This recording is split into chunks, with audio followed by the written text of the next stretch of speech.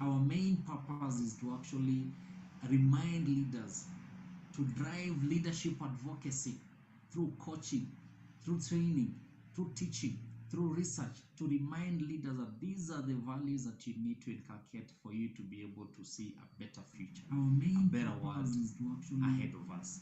Remind leaders, and we believe that as we do this, advocacy through coaching, we'll be able to build a movement of leaders whose power of influence will far exceed the authority of their position. And that's our vision for us.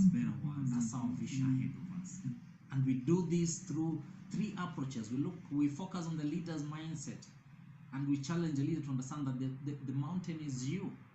Then we focus on the insights and change leadership avenues where the leaders are able to move and eventually reach the desired destination, the desired behavior change, the desired productivity, the desired outcome from a community or an organization output perspective. That's who we are, and that's what we are driving.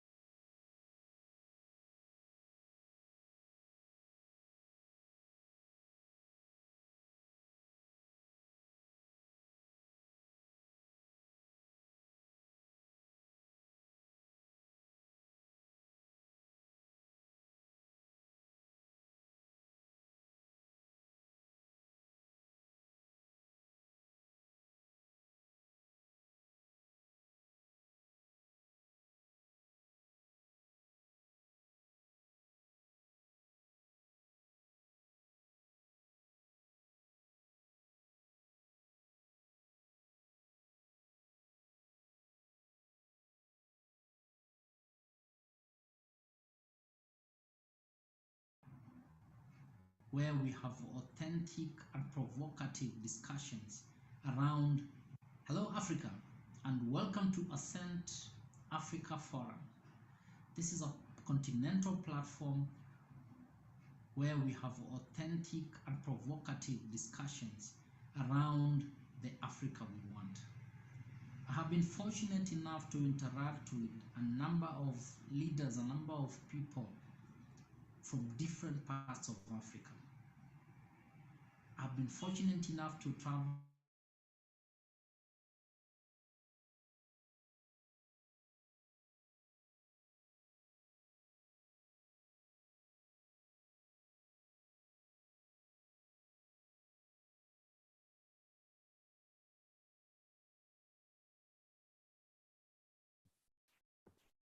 Hey, Gilbert.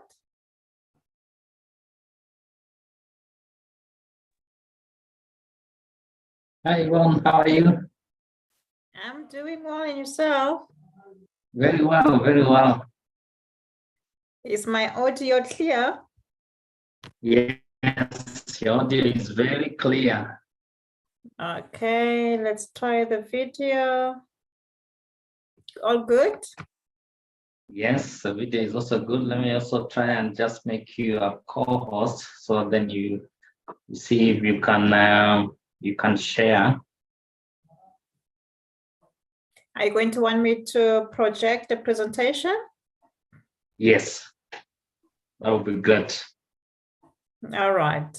How are you keeping up? I see you've been quite busy. How is it going with your book writing? My book was out. I think in the next 2-3 weeks it should be. I just want to do a soft launch on it. Then now I trigger some conversations around it. It's an exciting book. I hope that it will have the impact out there the way it's impacting me. No, certainly, certainly. Yeah. Tell me, on your site, it's now 7 p.m. So your time zone is 10 minutes to. okay, Yeah. because the site is it's 6 p.m. Okay. So ours is 10 minutes to 7 p.m. Okay, I see. I see. Yeah, with us as well, 10 to 6 p.m. So we have a 1 hour difference. Yes. Yesterday, on the 23rd, I Yes. was with colleagues of ours from Malawi. Okay. They had come here for some work, so we met in Joburg. Ah, I told them about you. okay. Yeah, so they were excited. I hope they'll be able to join us today. Yeah. Yeah, I think but they are you're like, from Angola, right? who? You are based in Angola? No, based in Kenya. Oh, Kenya. Yeah, Kenya. Okay. Yes. All right. Yes. Yeah. No, beautiful. Beautiful. Yeah. Okay, I'm going to log out, not log out, but switch off my camera and Okay. just wait maybe for people to join in, and then you'll give me a signal if we're ready to start. Okay, that's fine.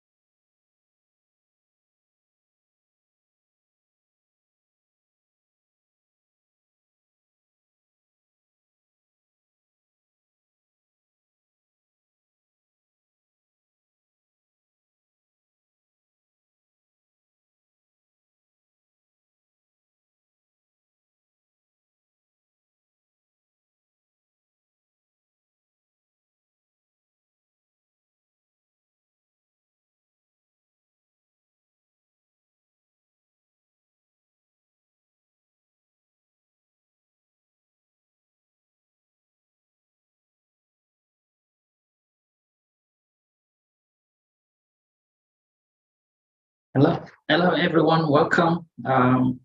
We are almost starting shortly. So whatever you are, if you're joining in from a different country, just you can share your name and your country. Then we'll shortly start. Our speaker is also in. So when at least we have a good quorum in the next few minutes, we'll be able to kick off.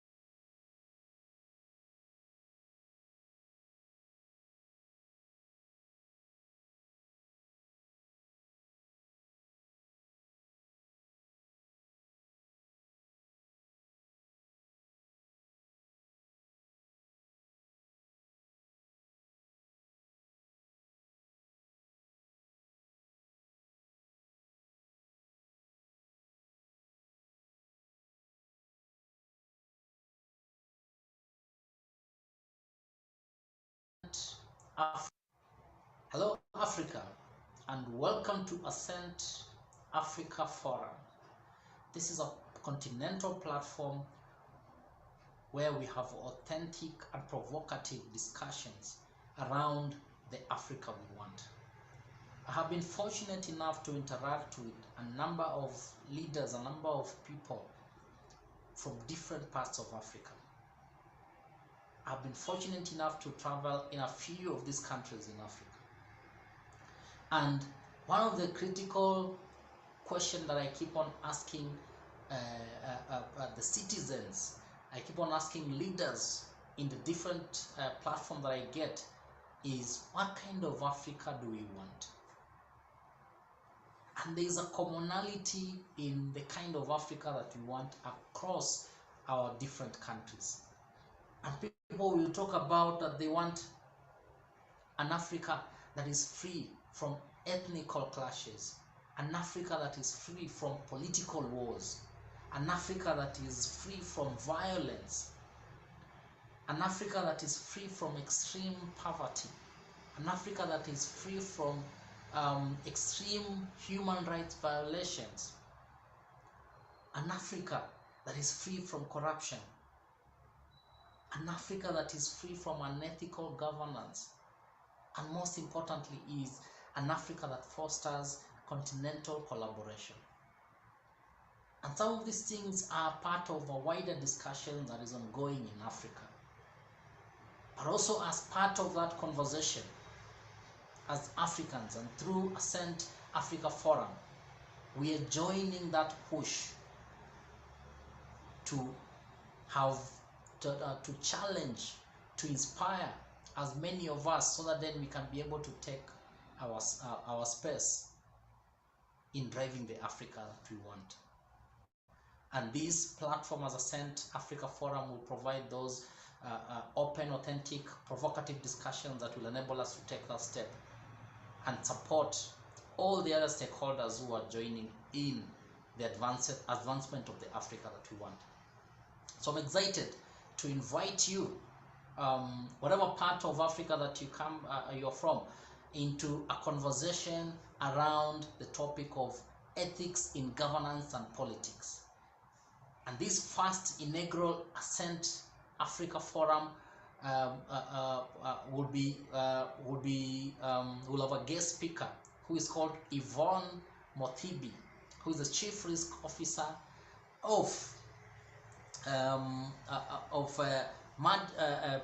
Magdeburg local municipality in South Africa, and we'll be tackling this aspect of ethics in governance and politics, and we'll try and answer the questions that, do we have ethical leaders in public service and politics? What are they doing in advancing the Africa that we want? And many other questions that will be shared by you as the audience. So go down there, click on register, and register to book your space. This is a free webinar that really advances the conversation of the Africa that we want.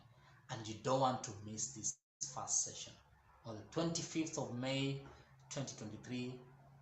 Please register so that you can be part of the conversation that is changing the Africa that we want. Thank you very much. My name is Gilbert Angana. I am the CEO of Ascent Leadership Group, an organizational leadership development firm, and also the founder of Ascent Africa Forum that advances this conversation. Thank you, and see you on 25th of May 2023.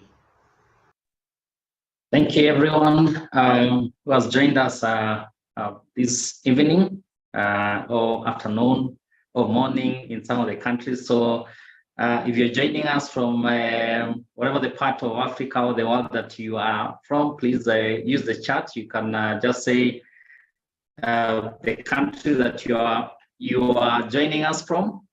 We are looking at maybe having close to over 100 participants who are registered for this forum. So we hope that they'll be able to join us as we continue. But I think I just wanted to paint a picture through that video in terms of why the essence of this discussion. And I think if we ask the question, what is the Africa that we want, even in this room here tonight, then we'll be able to get more or less different perspectives. But if we put all these perspectives together, we can be able to really see the resemblance around it, because the issues that are affecting Africa in our different countries are more or less similar, although they are different in specificity around it. So we have across the different parts of Africa, you find that we have ethnical clashes, we have ethical clashes, we have wars that are affecting us.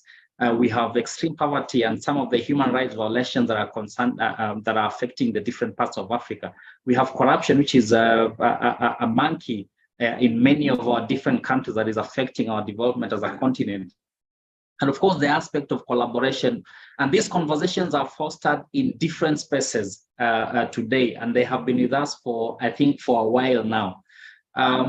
So as we have this conversation with our speaker today, we just want to hear her out in terms of the questions that we're asking. Do we have ethical leaders in Africa? And especially looking at political leaders and even public service leaders. Then we're asking ourselves, what are they doing to advance the conversation around the Africa that we want? And I think there is no better way or better person to engage us in this conversation than our guest speaker tonight, and which I'll introduce her shortly. But I also just want to introduce myself. so then we are on the same page. So my name's Gilbert Angana. I'm the CEO of Ascent Leadership Group, which is an organizational development firm that advances the aspect of leadership coaching, leadership teaching and training, and of course, consulting around leadership. The main focus for us is actually to enable leaders to understand how to influence beyond the authority of their positions or their positional authority. I think Ascent Africa Forum is one of those forums that then we hope to foster a conversation, a continental conversation that then will help us to really challenge leaders in different spaces, that they have influence beyond the authority, and we can be able to use that to make Africa and our different countries a better place to be, possibly minimize the issues around corruption, minimize the issues around ethnicity, minimize the issues around credibility from a leadership perspective, and all these aspects of human rights violation.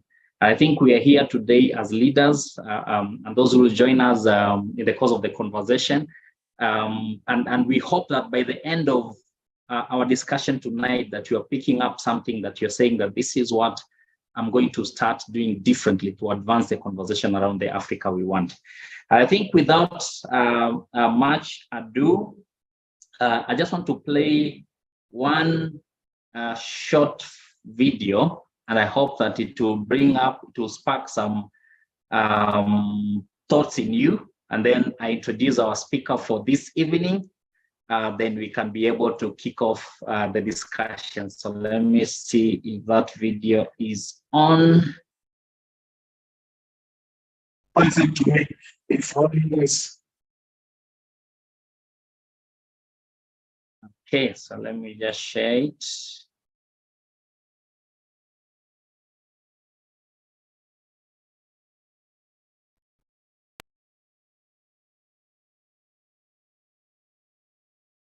Someone said to me, if you want us to vote for you in 2024, you must abandon this thing of foreigners. Now I'm prepared to go home. I will never take a platform and denounce Africans. I will never do it. If it means votes are going, let them go. Now I'm prepared to go home. But to take a platform and please white minority by pointing a finger at my other fellow black brothers, I'm not going to do that. When I see a Nigerian or a Zimbabwean or a Congolese or Ghanaian, I see myself. I'm not prepared to take a platform and say foreigners must go home. I would rather not be a president of South Africa. No, I don't want. I must go and tell these hungry Zimbabweans to live here. And when I tell them to live, I send them to where? To die. To die. I would rather die with them than to allow them to die alone. And the people who say I must resign, I will resign. For Africans, I will resign. For black people, I will resign. I have no problem. White people in this country say they are prepared to work with everyone except the EFF, except Julius Malema. I sleep at night. The enemy is not happy with me. I don't want the enemy to be happy with me. We're not scared of anything. We've never stolen anyone's money, and we don't take money from anyone that will control us. The stance on Africans remains. It goes nowhere. We are for a united Africa, and we can't unite it by dividing it. We want one Africa, one currency, one president, one military, one reserve bank. Okay. So I think the question that for me that first comes out when I see such conversations, and I know in the last couple of months, we've had conversations around Africa. I think one of the presidents, who is the president of Kenya, where I come from, my president, actually spoke to something that touches also on a bit of ethical aspect of our African leaders, where we are saying that when you want to advance Africa conversations, people are called all of them to meet one person in a room, and they're given 1 minute to be able to discuss their agenda. And then they're told to go back home. And will that 1 minute actually then help in terms of fostering discussions that will have development within our continent? And I think this and many other discussions that have been happening within our countries, including corruption, the issues around corruption, and we know, for example, from a corruption perspective, is a lot of opportunities are actually in public service, and especially when a lot of young guys now are looking into joining public service and politics. Why? Because possibly it's a space where they can have an opportunity also for them to eat in quotes their share of wealth, or grow their share of wealth faster by becoming politicians or by becoming public service. So these conversations are what triggered now the aspect of, do we have credible leaders in Africa, especially from public service and politics, and what are they doing to be able to advance that agenda within Africa? So I want to introduce our speaker for this evening, who will then walk us through her thoughts around the aspect of ethics and governance. And of course, she is also a well-versed and experienced professional in this space. And she'll tell us whether we have ethical leaders in the Middle East, in our different countries in Africa, and what are we doing to advance that agenda. So our speaker for tonight is called Yvonne Mothibi. She's actually the Chief Risk Officer of Magdeburg local municipality in South Africa. Yvonne is a recipient of the 2021 Risk Manager of the Year Award, conferred by the Institute of Risk Management in South Africa.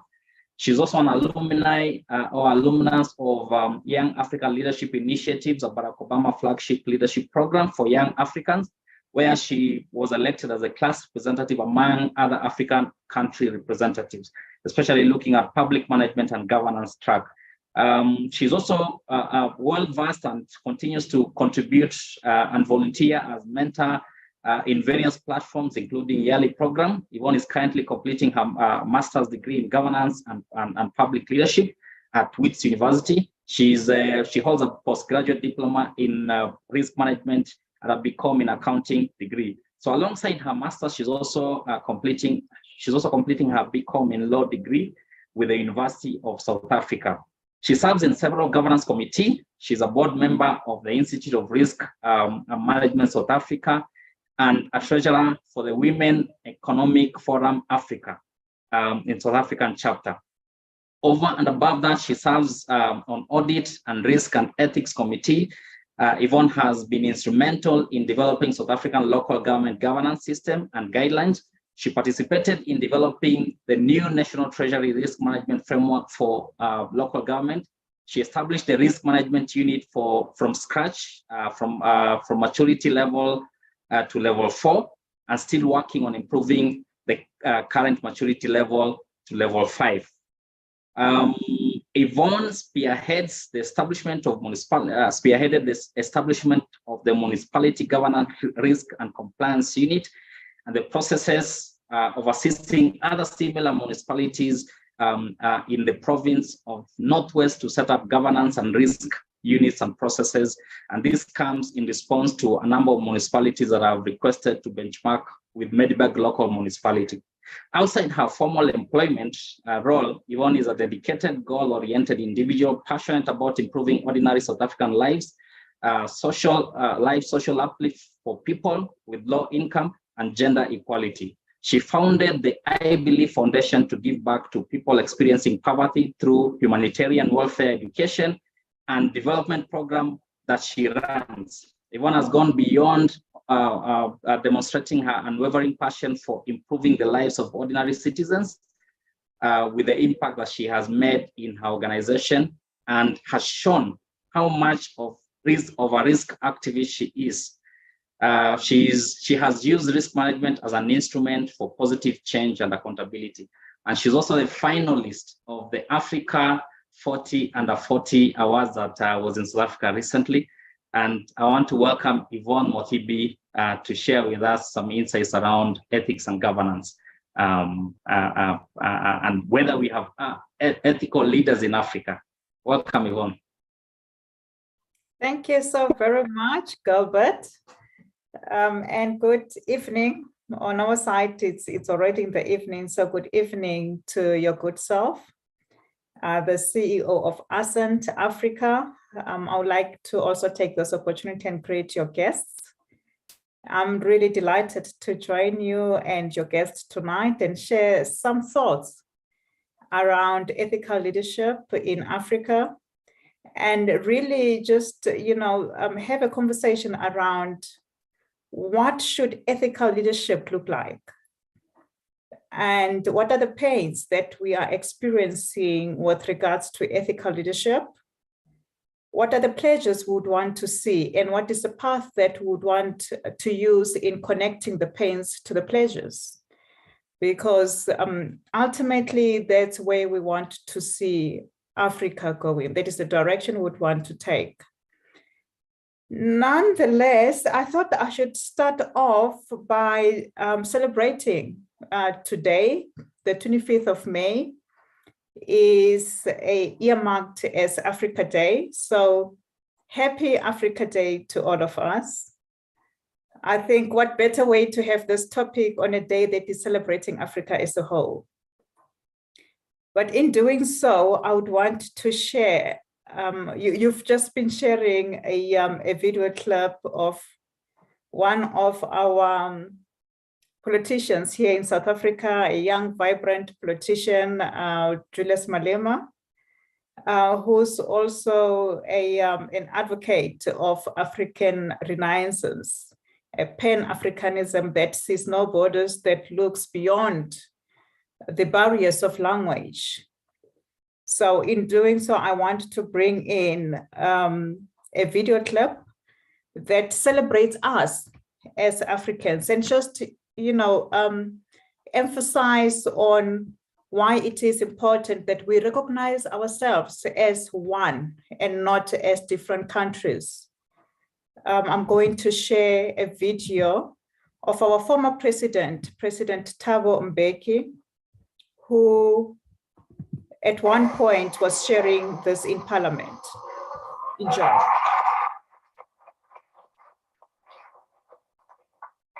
I owe my being to the hills and the valleys, the mountains and the glades, the rivers, the deserts, the trees, the flowers, the seas, and the ever-changing seasons that define the face of our native land.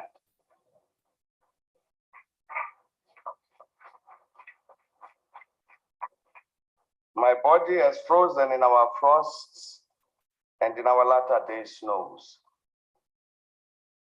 It has thawed in the warmth of our sunshine and melted in the heat of the midday sun. The crack and the rumble of the summer thunders, lashed by startling lightning, have been a cause both of trembling and of hope. The fragrances of nature have been as pleasant to us as the sight of the wild blooms of the citizens of the veldt. The dramatic shapes of the Drakensberg, the soil-colored waters of the Lekwa, Iqeli, Lotuger, and the sands of the Kalahari have all been panels of the set on the natural stage on which we act out the foolish deeds of the theater of the day. At times, and in fear, I have wondered whether I should concede equal citizenship of our country to the leopard and the lion, the elephant and the springbok, the hyena, the black mamba, and the pestilential mosquito. A human presence among all of these, a feature on the face of our native land just defined, I know that none dare challenge me when I say I am an African. Oh, the first day that we signed up for Monday.com, our department was already able to connect our processes, our software. Helen Hansel All right. was Okay, a bit of technology there, but that's about what I wanted to share, and I hope everyone enjoyed it. That was just to have a reflection of who we are and how it's important for us to celebrate Africa and Africa Day as one that unifies us across all borders, one that sees beyond the color that we wear on our skin, one that would not differentiate us according to the descent that we carry, our ethnicity, our religion, the one that binds us together to overcome the challenges that we are facing as Africa. Yeah, and I hope that we enjoyed it. I'm going then to start sharing a presentation that is going to take us into the subject of the day, which is about ethical leadership. And in doing so, I want to challenge all of us to start thinking around the concept of ethical leadership, not as a responsibility of our leaders, but as a responsibility of each and every one of us, as individuals, as organizations, and as public bearers, who in our different rights do contribute to the bigger picture, the bigger scheme of things in sustaining a government that is going to respond to the needs of our people with the quality, rigor, and the quantity of service that we desire. So that's about it. I hope everyone can see the slides. Yes, we can see the slides. Okay. So I should just move it.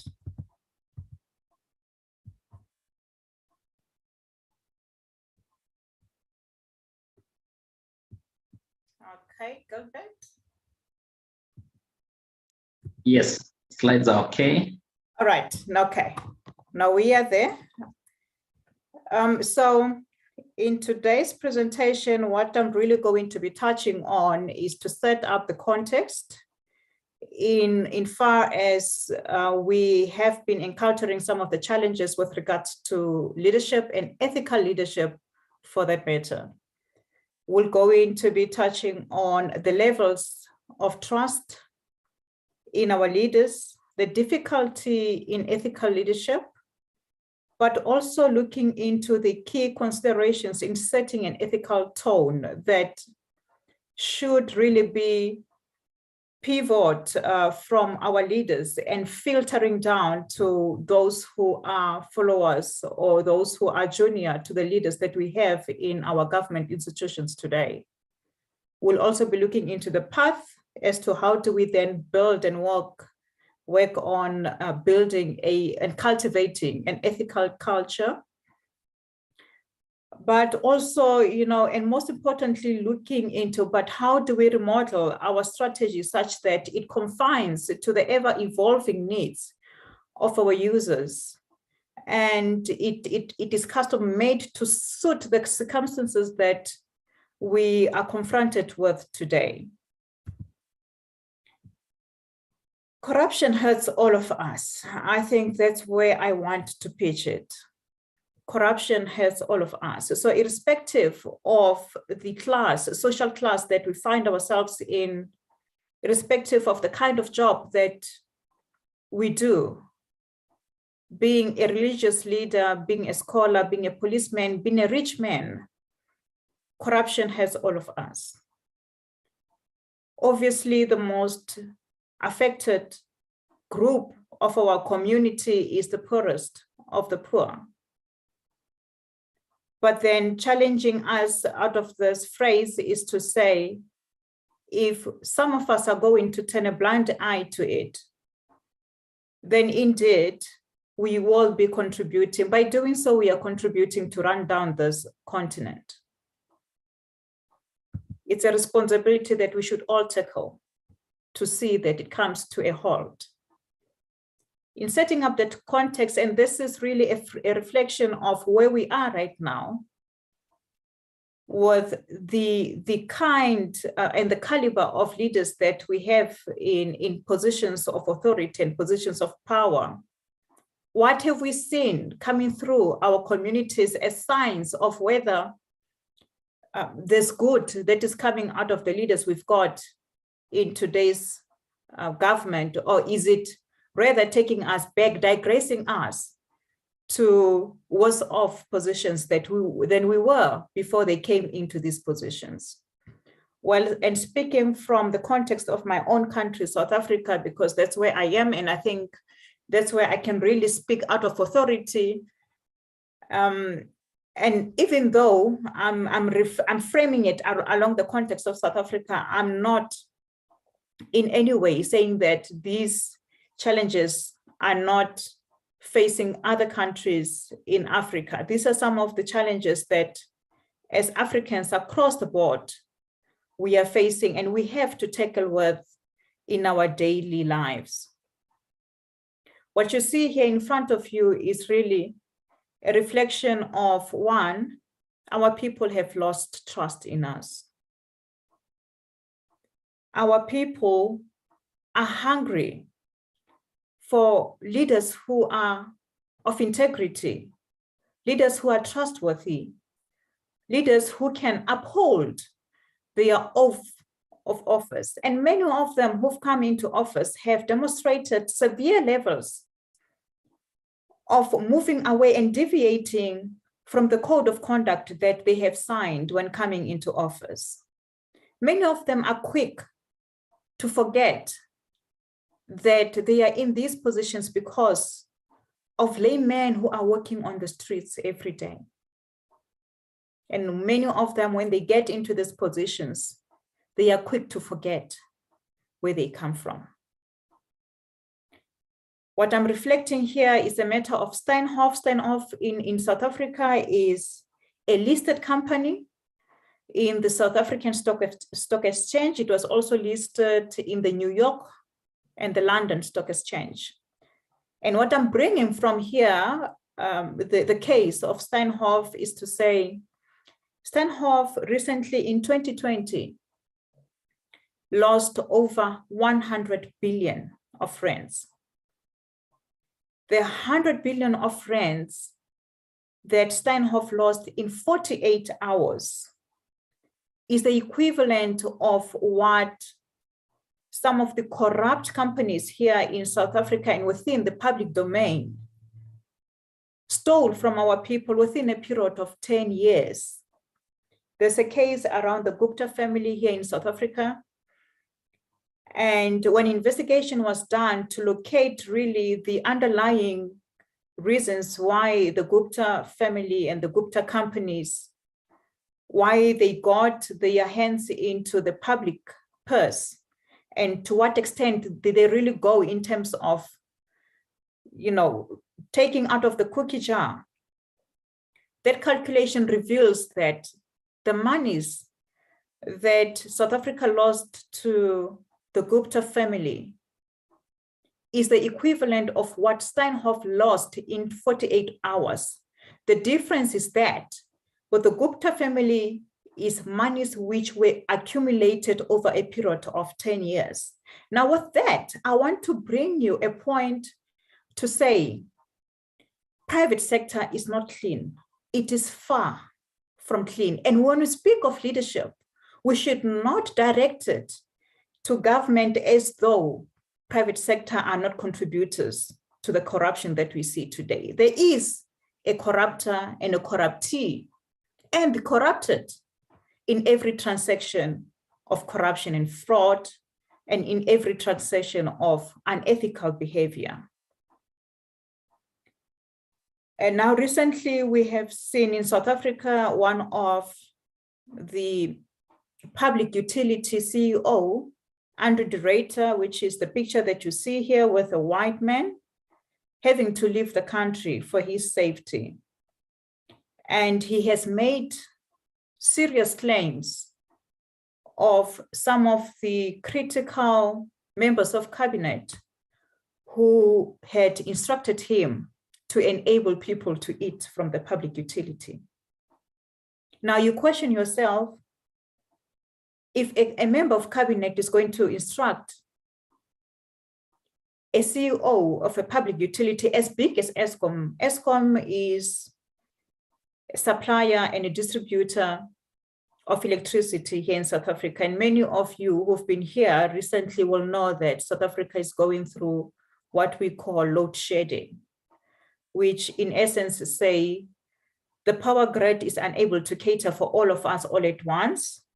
And because of that, we have to take turns into getting supply of electricity.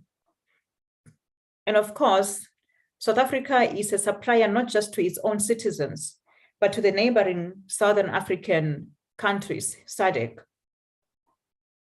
Now we've seen it plunging to its lowest levels in the recent years, coming from a state where it used to be able to sustainably and impactfully make a difference in people's lives. Now, what I'm bringing here is enable people to eat. And what that means in the context of ethical leadership. And I'll not be answering you to the question as to, do we have ethical leaders? You make up your own mind. You make up your own mind.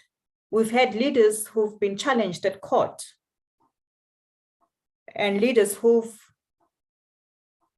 gotten themselves into some of the cases that lead us to thinking that our leaders do not have moral authority. Our leaders have lost conviction. Our leaders have lost values, culture, and tradition. That which as children within African communities, we know that there are certain values that when you grow, these values are entrenched within our traditions and culture. And these values really are the ones that shape the picture that we see, that shape the path that we follow. What I showed there as well is, of course, the consequences of all of this. We cannot ignore the impact, the negative impact that all these doings have done in the lives of our children. Today, we see children having to dig into dustbins looking for food. And if we were to question ourselves about ethical leaders, how do they sleep? Seeing these kids who are digging for food, picking up on the streets, because there's no jobs for their parents to be able to provide. Because even them, they do not have schools to go to, schools that will probably provide for their meals. And even if there are schools they are going to, those schools are not structured such that they provide for meals of these kids. Our kids, small as they are left to fend for themselves. And what this really, I'm painting the context of where we are. These are some of the pains that if we are to reflect, are we where we want to be? This is what should really trigger our consciousness, to awaken our conviction into thinking that perhaps it's about time we relook into our leadership style and our leadership position. Are we doing what we ought to be doing for the communities that we lead? I am an ethics practitioner by profession. So I know some of the challenges that many of us face in trying to build a culture of ethical leadership, because it's not accepted in the current social setting. Today, to do good is to be seen as a witch hunt or someone who is doing something out of the norm, because doing good is not normal anymore. What is normal is doing wrong, right? And that's how much wrongdoing is accepted within the current social setting. That when you do right, everyone wants to reject you. Everyone would not want to be associated with you, because those who do right do not have access to opportunities. The other time I was just sharing with colleagues of mine that at one point I know that I was denied opportunities because I am told, so to speak, I am too ethical. So in the current setting, being ethical does not really mean that you are a wanted or a scarce skill that is in so much demand to move our society from where it is to a level where we aspire to see it. I've done a research around the levels of trust in the South African leadership. And what do you see here? What I did, I looked at different levels of government, starting from Parliament, your National Assembly, to the governing party, but also taking it down to the level of local government, municipalities, which really the closest government to the people, the face of government. And what I'm showing here is the decline in trust in the South African leadership. The study was done amongst participants of about 1,600 to 2,399 participants. And what we've noticed is the declining trust levels. And how it's declining, I'm going to explain it to you. I looked into what their view was as to, how do they respond to the question, how much trust do we have? And their response here was to say, we do not have trust at all in the South African leadership. So you see, coming from 2013-14 all the way through, there's more and more people who are saying we do not have trust in the South African leadership. Now, this should be an indicator of where we are with our leaders, where our people, what they think, what they perceive, what their views are about us, but more so their experiences about us. South Africa is now ranked the protest capital of the world, with over 8 million people taken to the streets since 2008 to express their frustrations on the quality and the absence of service delivery. Over 8 million people taken to the streets here in South Africa. In South Africa, a protest is normal because it's a way of our communities voicing their frustrations. Because putting pen to paper does not work anymore. Speaking in a civil manner with your leaders in communities where we come from does not assist anymore. There's no response. So the only way that they get to listen to communities here is when there's a protest. And that's why we've seen a peak of these protests since 2008. And not just that, what we have seen out of these protests, there is a relationship between that and leaders. Leaders, not just at the national level, but leaders in community levels, where communities are saying, we do not find joy from people who are in power. They disregard our call for justice, for fairness, for equality. They disregard our call for disregarding corruption when dealing with the public or with private people who want to conduct business with the state. So this is just for me to showcase to you that figures do not lie. Slowly, we are losing trust levels as leaders of Africa, and perhaps call for a time where we turn around the tide and we look into efforts of reimagining a government that is going to showcase confidence and trust amongst the public, for them to rely in us and believe that we do have the skills and competency to respond to their needs and to lead authentically with compassion and conviction, remembering where we come from. We've looked into what makes ethical leadership difficult. And of course, this is a South African context, but I also think that these are some of the commonalities that could emerge that solidifies that leadership challenges are not only a problem of South Africa, they are a problem of the entire continent. So one to that is that leadership is a challenge because of politicization of local government. We've seen how destructive deployment practices have dominated government. Political interference. There's a policy here that is called, and I think this is not just applicable to South Africa, developing countries, they have adopted a policy that we call, in our context, cadre deployment. What that means is politicians who would deploy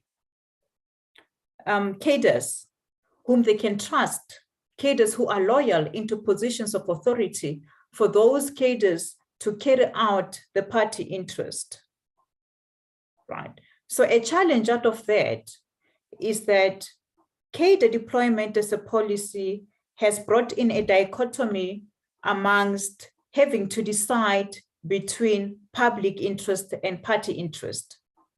Now, if you're going to use a political policy to deploy a person into a public office, and we expect that person to sustain the interest of the public, it becomes a challenge because that person is obviously going to be looking into the party interest. And that's how then we can have people in positions, but those people, they disregard the needs of ordinary citizens to serve the desires and the mandate of their masters, their political masters.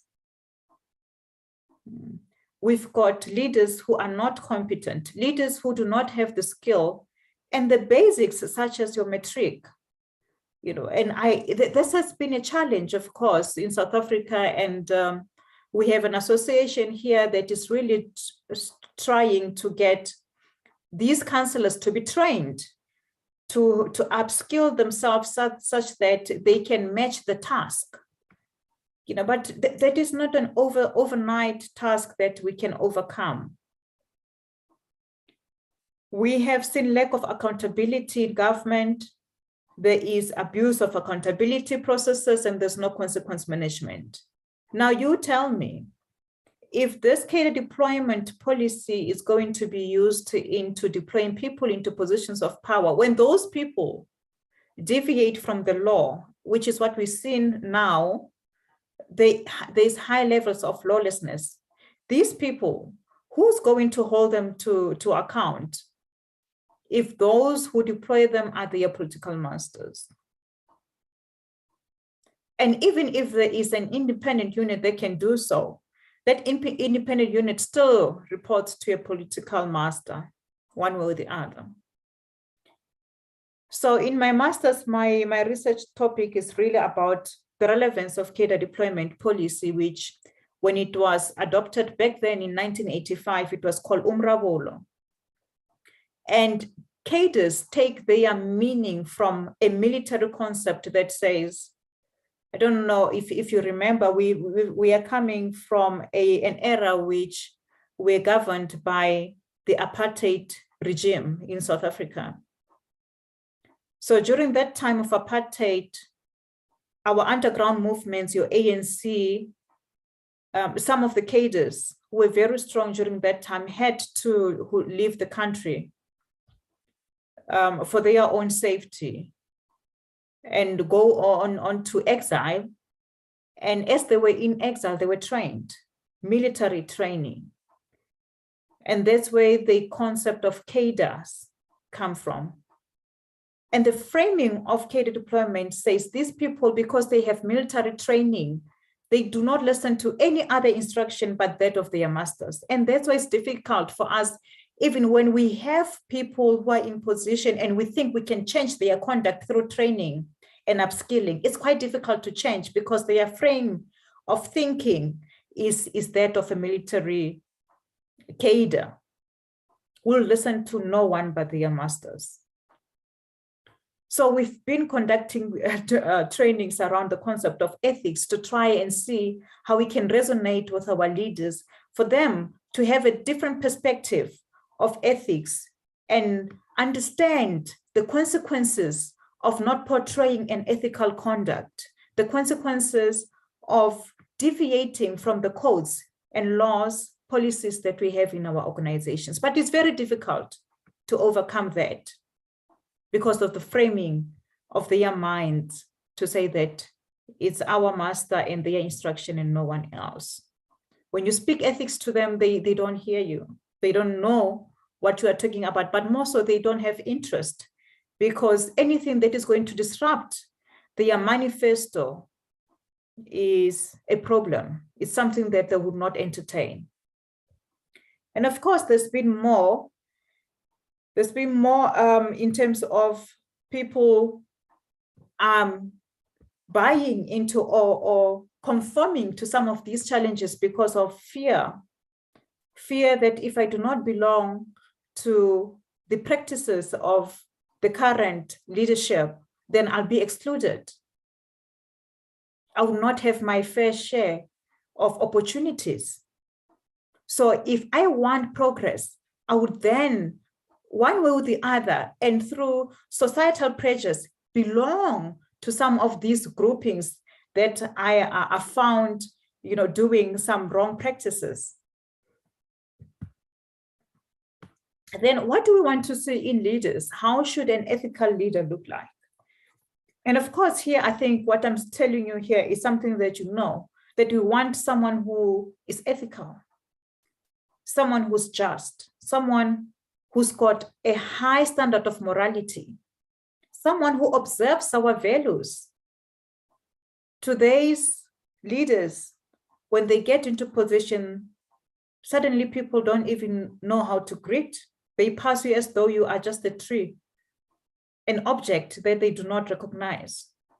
These are some of the cultural values that as you meet people, do greet. It's humanity in our culture. But that is quickly dissipating, right? Honor, integrity, philosophy, motivation, to name but just a few. Law. I know of people who would stop at nothing to change the law that would suit their cause, to change a legal law to suit their cause, to distract any structures that government would have in place in building ethics, in investigating some of the corrupt practices, to distract such structures because such structures do not work for them. What kind of leaders do we have today? So then what do we do? I'll be speaking from an ethics practitioner perspective, because this is really what I do every day. This is what I get paid to do.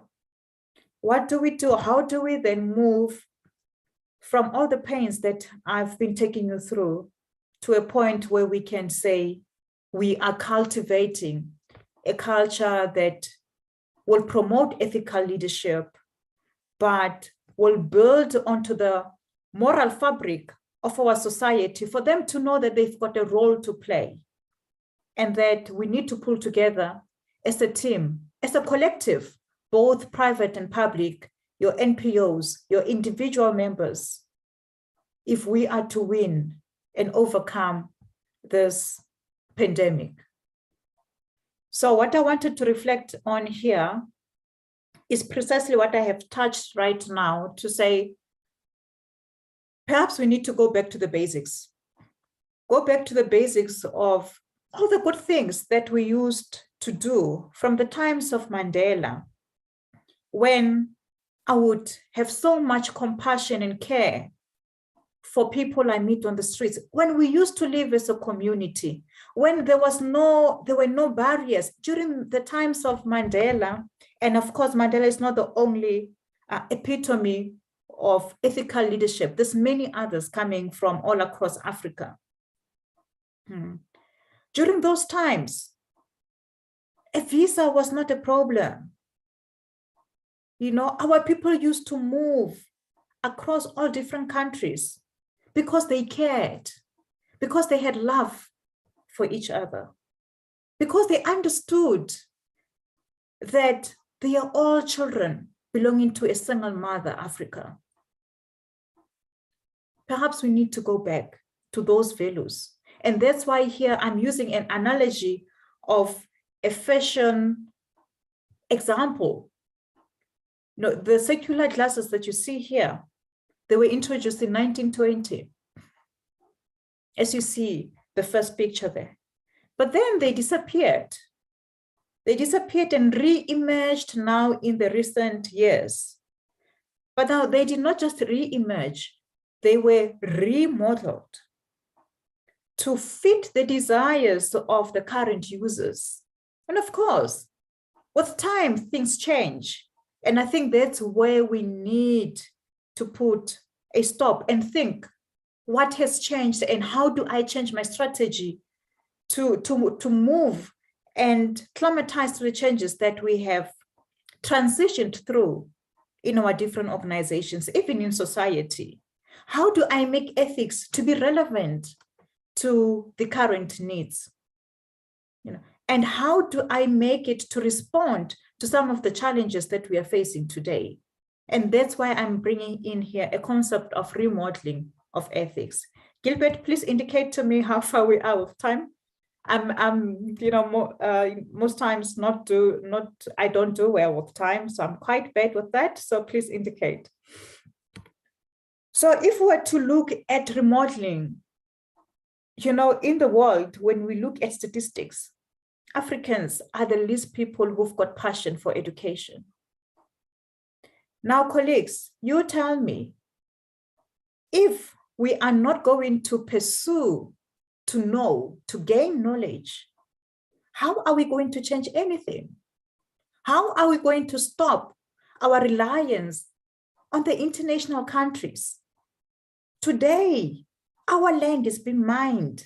All the mining goods and the mining products are exported to international countries, your Chinas, your Americas, your Europe, being processed there to final products and resold to us to consume, because they have the knowledge of doing that. If we do not pursue knowledge, there is nothing we are going to change. You cannot change what you do not know. So that is the first thing in doing anything about building an ethical culture. I challenge you to make it your business to continuously professionalize yourself into your area of expertise. But of course, I want to bring in the concept of agility. I'll tell you what is agility. From a risk management perspective, agility is the ability to adapt to various paradigms of change. Okay. Our ability to change with the times. We are now at the stage where we talk 4IR, right? 4IR is where we are now talking the speed at which we generate technological data, and we use it for our own good, but not just use it in an efficient way that is going to be beneficial for us. We've moved from the times where we used to maybe, 4IR started with 1IR, the second IR, the third IR, we are now at the fourth. And when we check here in Africa, where are we within the range and the scale of these IRs? We are probably still at the first or the second, right?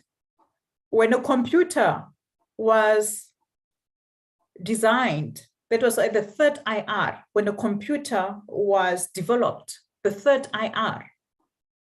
Many of our organizations, and particularly predominantly in rural areas here, many of us still don't know what a computer is. Saddening, many of our children at school still do not have access to the basics of a computer. That's how far back we are. So are we moving with the times? Are we agile to make use of this technological development to our benefit? And our leaders, most of whom are elderly, do they have appreciation of this technology? Do they have appreciation of making it for our good? And of course, we've assessed some of the risks that come with this development. What we cannot stop is the fact that everything that happens in our daily lives now has to do with technology. It is rapidly evolving like that, and we cannot ignore it. And that's why then we should then make it our business to look into then how do we make use of it to the public good. But if we are not going to have leaders who've got appreciation, some of our leaders don't even know how to use a phone, WhatsApp. Some of them don't even have WhatsApp, right?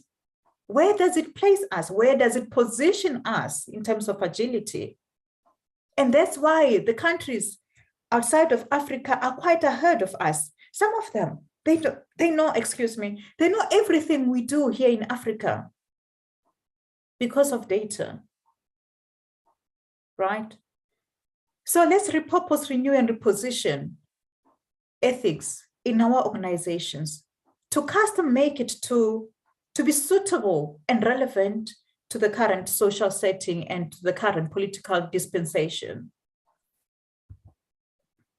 But of course, lastly, what I wanted to touch on, and I'm aware, I should think that I've run out of time.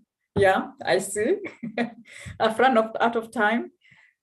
I wanted here to emphasize on the point that do what is right and not what is easy.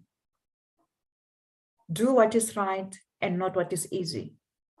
That is what ethics and ethical leadership is about. Many of us, we like microwaving things. We like the shortcuts. If I can make money in the most quickest ways to do it, then I'll take that route. Is that sustainable? What is that teaching to the generations that are to come behind us?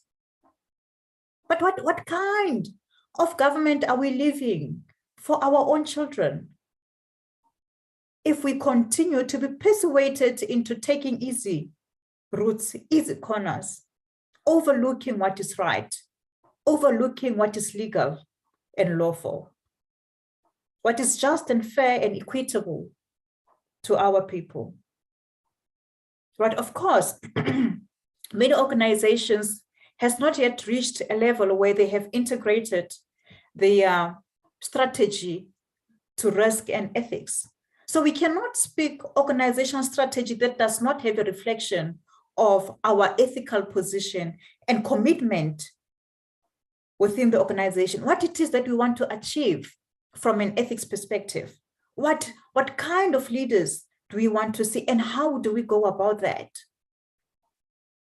The character that our leaders are going to display, what characters are acceptable to us as ethical characters?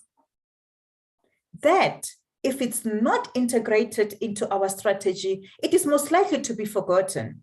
And remember, how do we then manage this if we cannot measure it? The only way we can measure it is if we develop it as one of our objectives, goals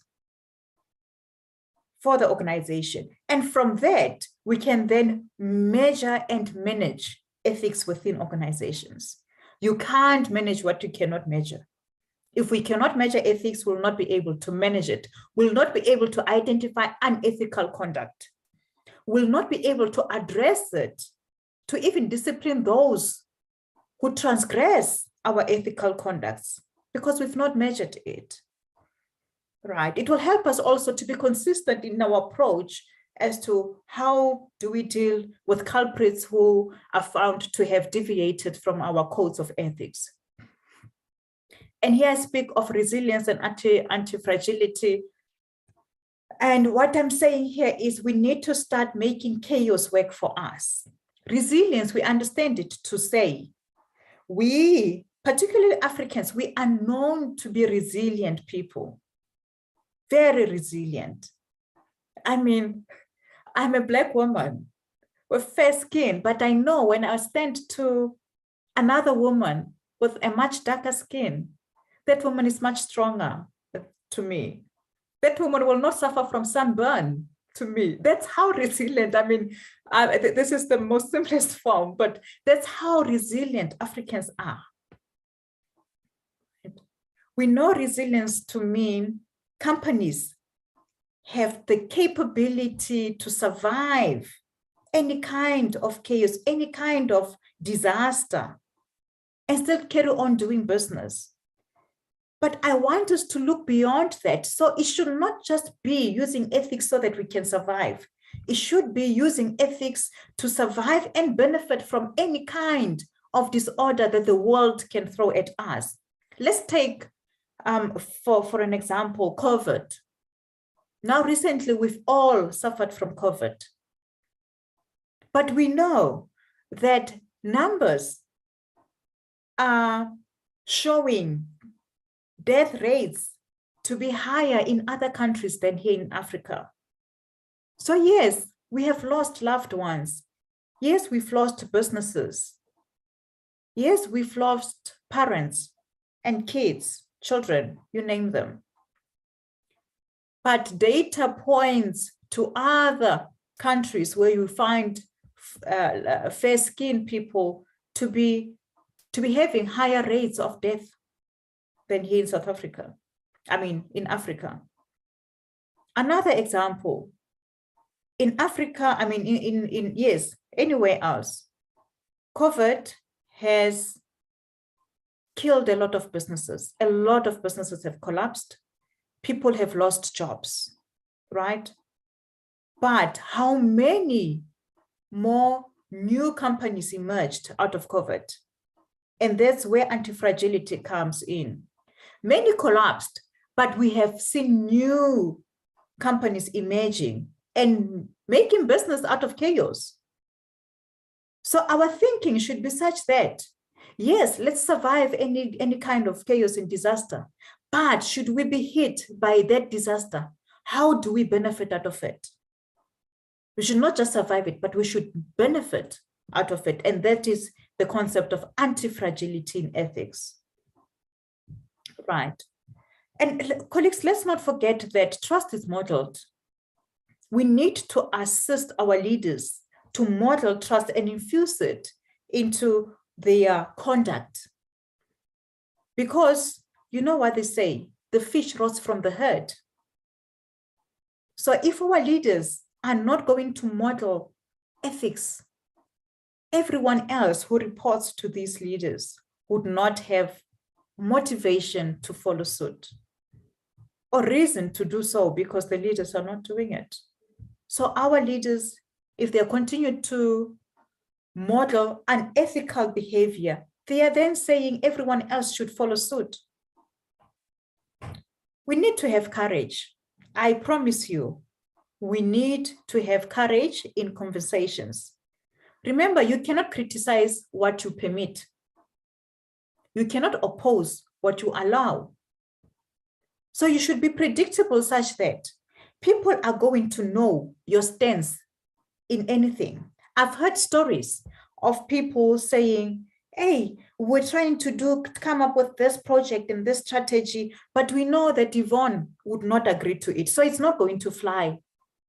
We want to do something unethical, but because we know Yvonne, we'll know it will not fly. So you are predictable like that. They know your stance. And there is no way they are going to cast out and even think that they can persuade me into doing what is not correct. Right? Because if I permit it to happen, then I cannot come later to criticize it. And that's why we need to have that courage to challenge authority.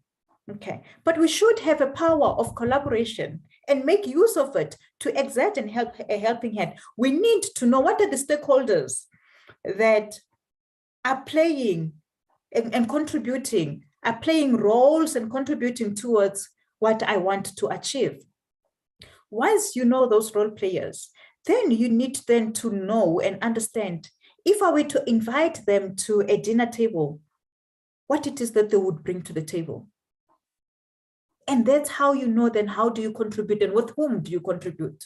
What power do they bring to the table in assisting you to achieve what you want to achieve, right? In my own space, I've learned to not just collaborate within my organization with internal stakeholders, but I've learned to collaborate with even the media houses. I've learned to contribute with national departments, because once I have everyone joining me to run a particular cause, it carries more weight, particularly with people coming from outside, because they are viewed by the community to be independent and objective. Right. In my own space, I've used popular public figures to come and run my programs. So it changes the perception of our communities where we come from or where we work, to say that there is integrity in what is being done here. And there is buy-in. And once they notice that there is buy-in, it's very difficult for them to challenge what you are doing, right? Because they know that when they challenge what you are doing, then these people automatically are going to be aware of that and they'll be taken to task for that. Unlike if you're going to try and drive a project by yourself, there is nothing much we can do by ourselves. There's a saying that says, if you want to run fast, run by yourself. But if you want to run far, run with everyone else, right? Give voice to value. Ethics is about the corridor chats. It's not just about sitting in meetings and presenting reports on ethics. It's about the small talk over coffee. It's about when you are in the bathroom with your colleagues, you start talking about it. You know, it's about that small email that just, you know, comes in from the ethics unit saying, just a reminder of our values, want to celebrate who and who for having done well around ethical conduct this month. And as such, we are recognizing the effort they've shown in contributing to building an ethical culture. Small things like that, right? But ethics, colleagues, is not an easy task. To be an advocate of ethical leadership is not an easy task. You are going to be seen as the enemy. You are going to be very unpopular. But that should not drive you down. You should know that once you become unpopular, then definitely there's something right you are doing, and carry on doing it. You are not doing it because someone has asked you to do. You are doing it for the good of the public, right? And of course, lastly, I wanted to touch on the formal and the informal techniques of establishing an ethics footprint. It is not just about policy development around ethics. It is not just about the ethical codes. It is not about the reporting. It's about day-to-day behavior. So day-to-day behavior would mean that from the top to the bottom, including the cleaners in any organization, they need to know what ethical values they aspire to achieve within that organization and how they resemble that when they do their day-to-day tasks. How we filter that through our operations such that every activity we do, we can resemble and be consciously challenged to think of what ethical risks am I facing here and how do I mitigate that, not to breach my code of ethics. And of course, I think, colleagues, with this, really, I wanted just to trigger the thinking around how do we assist our leaders to be ethical?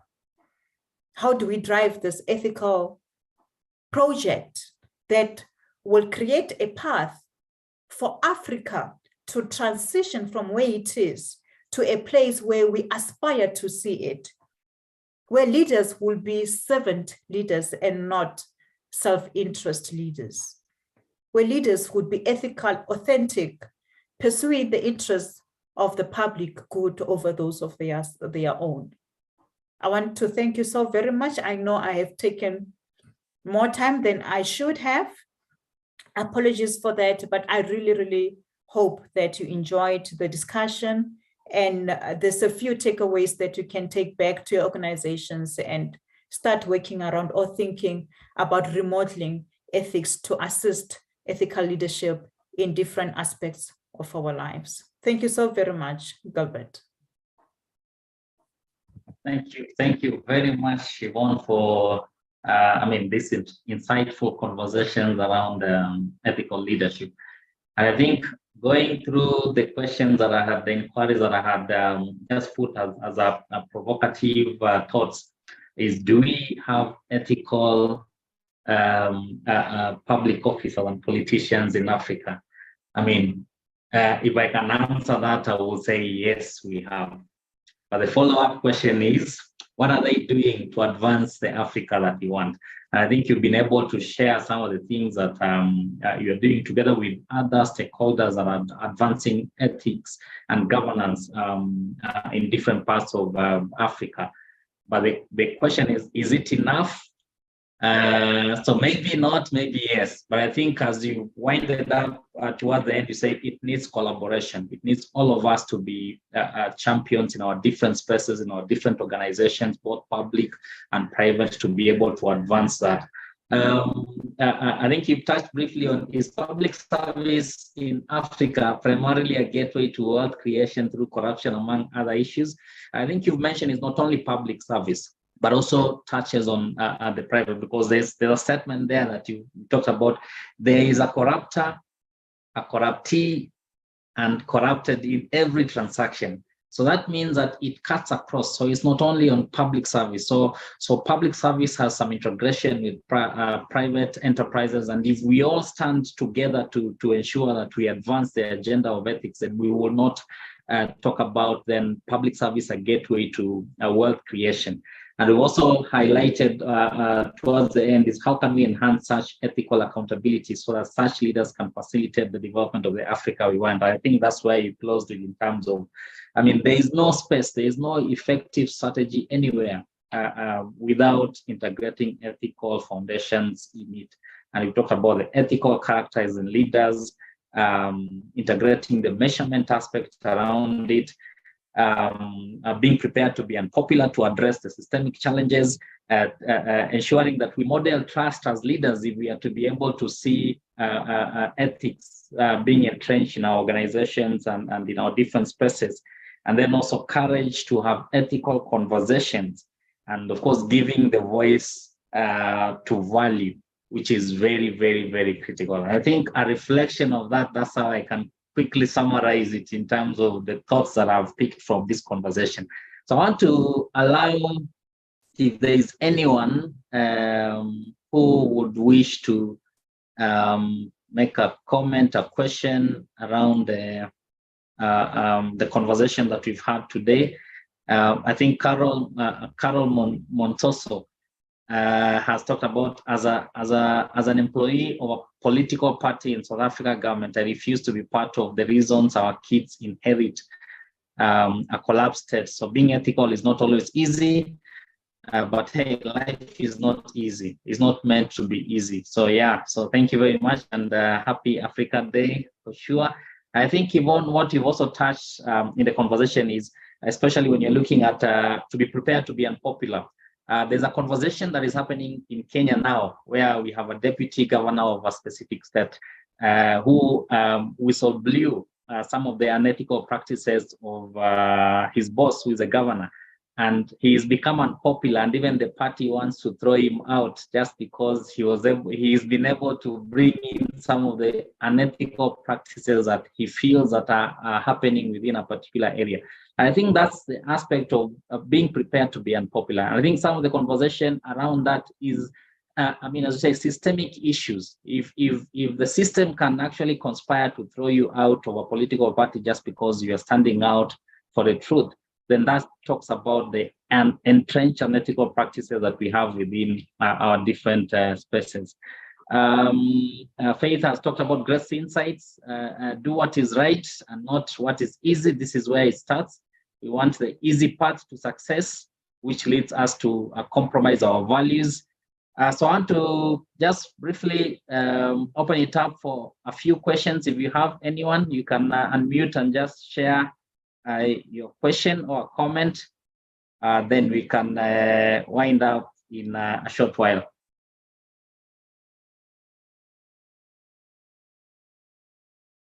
Anyone? I see Lydia, who is an ethical scholar here. Lydia, you have a comment, a question?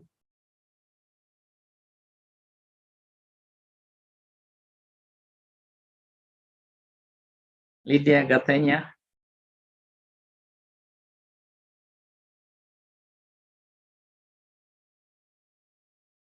Okay, Mary Odit, you have a comment? Oh, Lydia, go ahead. Yes, can you hear me? Yes, Mary. Yeah, first of all, I want to thank the speaker. I came in a bit late, but I've really benefited from the presentation, and thank you, Gilbert, for hosting this. I think it's a very, very relevant conversation. It is, as the speaker already presented, it's an Africa issue. It's an Africa issue, and it is actually the decay of ethics in leadership is infiltrating our African culture and the fabric that we used to have in educating children, even in informal systems. I think leaders were generated right from the traditional settings where families sat in traditional settings and taught children around fireplaces, where children learned a lot of lessons in one sitting. Would be taught how to sit, how to speak, how to eat, how to do different things in one sitting. And so leaders were groomed right from those points of informal, traditional grooming of children into being the people they should be in society. And today, I think even the education that the children get in, the type of education we have gotten into, is weakening our training from the traditional setting. So we are actually in a state of confusion. We want to be able to pick up that which we had as a culture, as a society in Africa. But then when we come to formal education, then it gets kind of affected. And we want to pick up what we have from school. But then also what we get from school is now being flooded by a lot of ideologies from across the world. So I think it's a very, very pertinent conversation. I love the aspect of calling it an ethics strategy. As scholars of leadership, you find that leadership actually, leaders have a strategy. And this is a very, very critical component in a leader strategy. As you come into a leadership position, do you have a specific strategy on how to tell ethics, on how to integrate it, on how to integrate it in policy, integrate it in practice, integrate it in capacity building, integrate it into the culture, so that the organizational culture actually has a strong component of ethics. So it's an exciting conversation.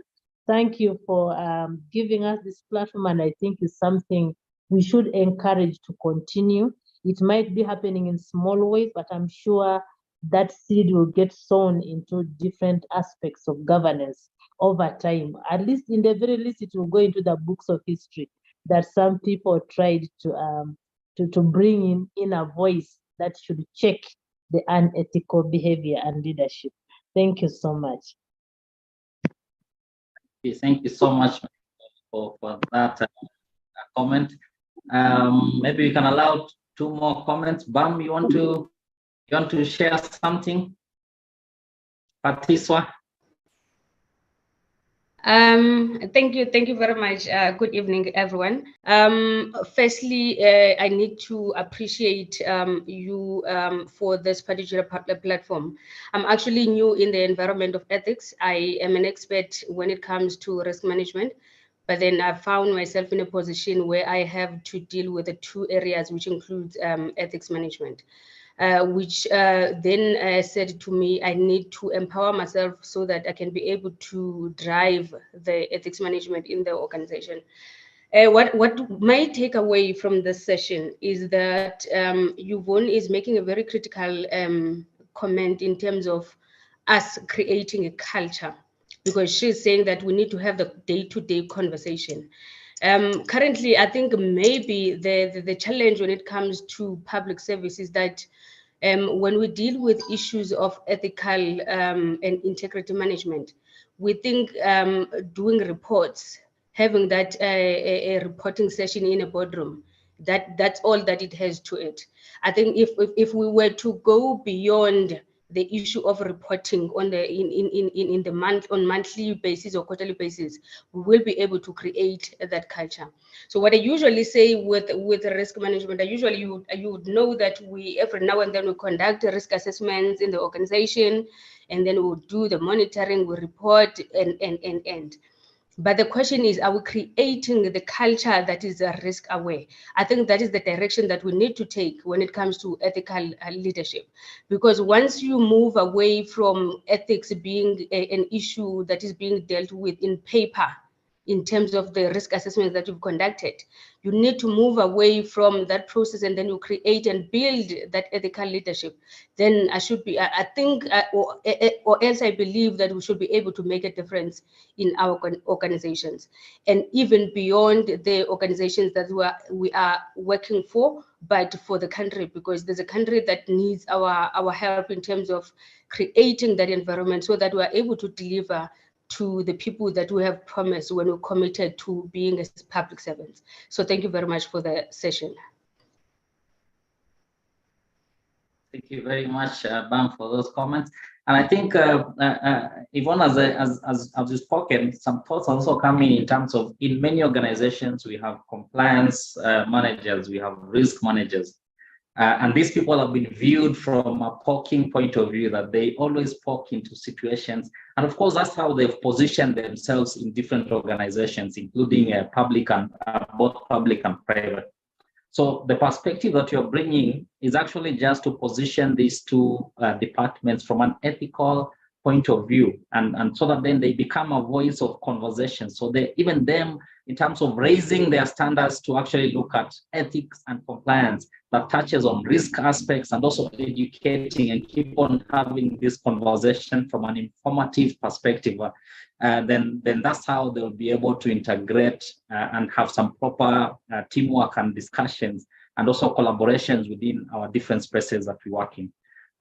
So maybe one final comment. Carol, you want to share a comment?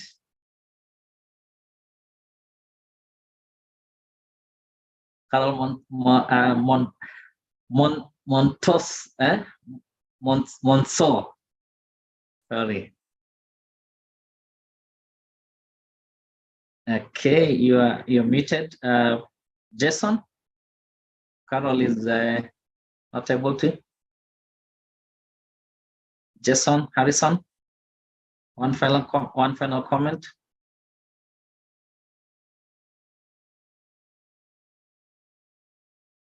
Okay.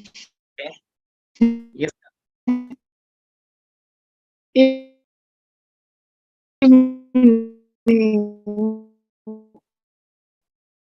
Okay.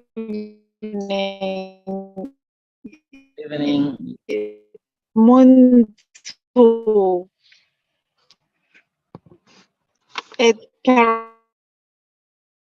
Your network is a bit shaky.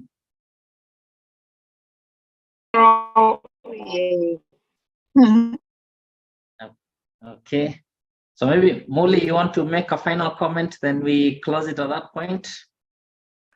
Thank you very much. Good evening, everyone. Good evening, Gilbert.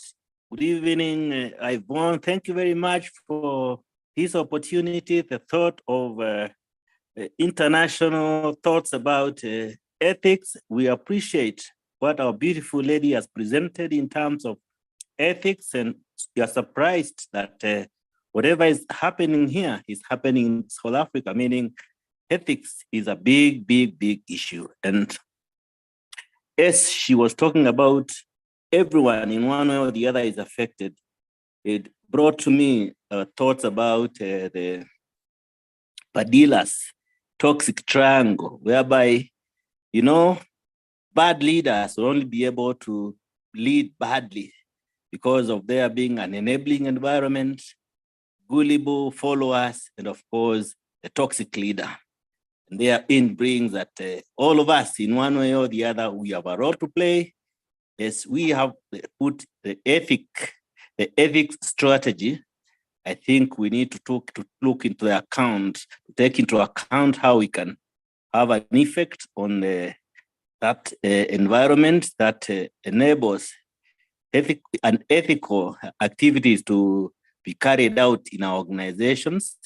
And us as gullible followers, then what we do we just sit down and be partakers of the ethical process? Do we just allow our leaders to do what they are doing, even when it is not right? And do we bring our leaders to account? So we cannot just say an ethical practices Africa just cut across because of leaders themselves alone, but it's also because of for us as followers, us as citizens, we have a big, big role to play. That is what I can be able to add. And I really appreciate for this conversation. It's been educative. And I'm sure it has been having impact on quite a number of us in the various spheres that we are involved in. Thank you and good night. Thank you. Thank you very much. And thank you very much, Yvonne. I think this conversation is insightful. And I know this conversation is actually you're passionate about it from the heart. And you'll allow me in future conversations to pull you into several groups of people that I know in different spaces that the issues around ethics is a critical conversations in their spaces. So I know once in a while I'll be pulling you in to share some insights on the aspect of ethics. And I know there's also another group where I'm also a member in Rotary. And over the weekend, we were having this conversation around ethics, and they were critical in terms of how can we foster ethical understanding and underpin it in our strategies as a group in Rotary. And I think it will be very key once we set ourselves in order. I'll invite you to maybe share a few insights around this conversation. So thank you so much for wonderful insights. For anyone who is here and you still want to go back and review the conversation, you can find it on YouTube under Accent Leadership Group. Or if you go on YouTube and search my name, Gilbert Angana, then you'll be able to somehow get the link to this conversation. And I think this conversation is a continental conversation, because whatever is happening in Africa today is as a result of ethical issues that are there, and we've been quiet. We are not prepared to be unpopular.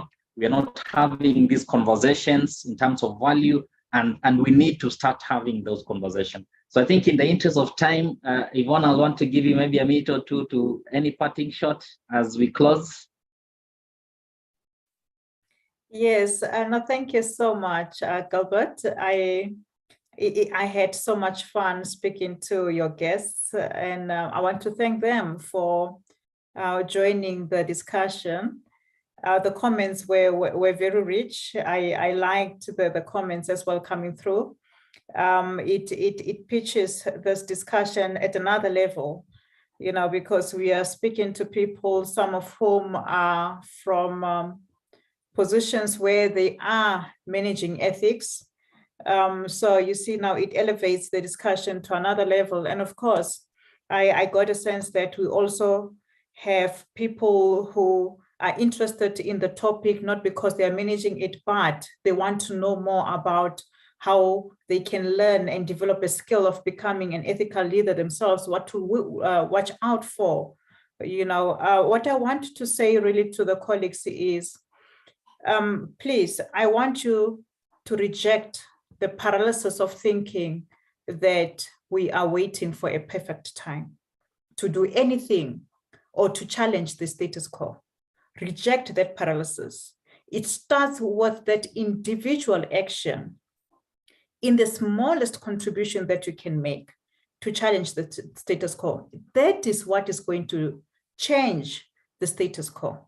There is no perfect time. There is no time where we can say we'll be waiting for others to join. There is no time like that. The current time is the perfect time. Otherwise, all this fallacy of thinking that wait for the time that is right, there is no right time. The right time is now. That thinking is going to collapse us. So I really want to say, use the little bit that you've got, the small resources that you've got to do something about ethical culture, to do something about infusing it into our practices, and not just in our organizations. We need to model it even outside of our organizations. By the way, these values are values which are coming from our traditional communities, like the lady was saying. You know, basic things like greeting a person. Nowadays, we pass each other as though it means nothing. Respect, you know, for the elderly. Small things like that, which do not cost me a cent, are the ones which are most difficult to do. Honesty. It does not cost me a cent, to be honest. Yet, these are some of the most difficult things to do.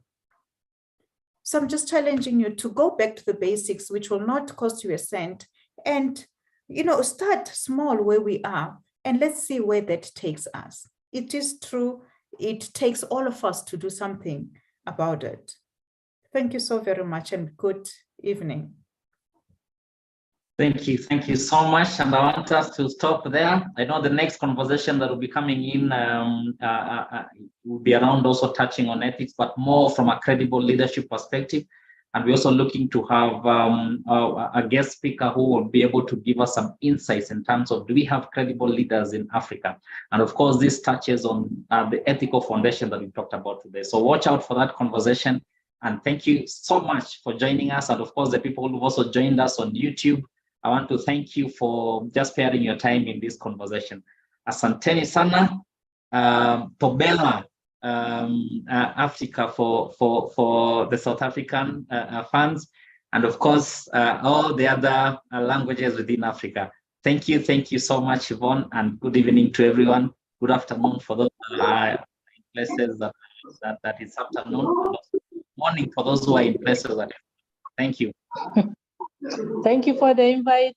Bye. Thank you so much. Bye.